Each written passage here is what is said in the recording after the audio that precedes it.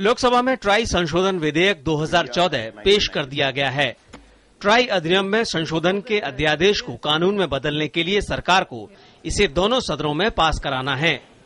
लोकसभा में तृणमूल कांग्रेस ने इस विधेयक के पेश किए जाने का विरोध किया।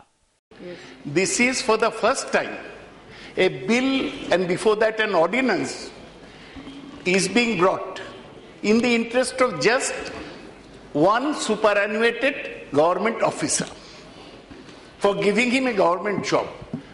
वहीं दूरसंचार और सूचना प्रौद्योगिकी मंत्री रविशंकर प्रसाद ने कहा है कि दूरसंचार से जुड़े मामलों में सरकार को विधेयक लाने का पूरा अधिकार है। The government of India has got full power to bring any amendment in law relating to telecom.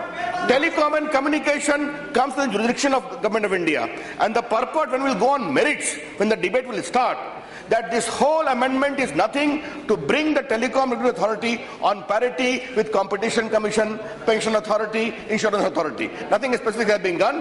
Therefore, this whole opposition has got no merit in terms of rules and otherwise. इस बीच कांग्रेस नेता शशि थरूर ने try अधिनियम में संशोधन के लिए लाए गए विधेयक का विरोध किया है।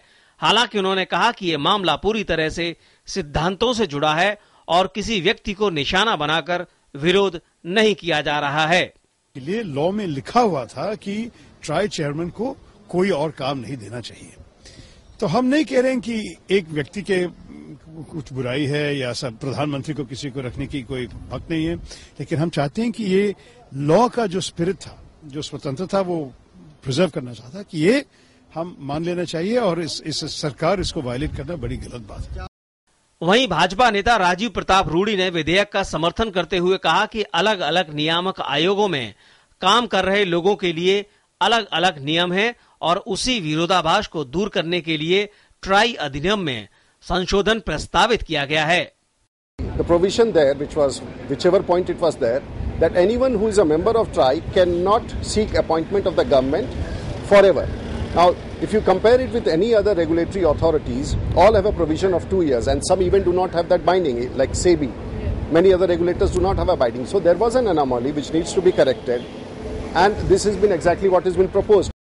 दरअसल दूरसंचार नियामक ट्राई के चेयरमैन रह चुके नृपेंद्र मिश्र की प्रधानमंत्री नरेंद्र मोदी के प्रधान सचिव पर नियुक्ति के लिए सरकार अध्यादेश लेकर आई थी। लोकसभा में लाए गए इस ट्राई संशोधन विधेयक को दोनों सदनों में पास होना है। लोकसभा में सरकार के पास जहां पूरा बहुमत है, वहीं राज्यसभा में बहुमत जुटाना एक चुनौती है।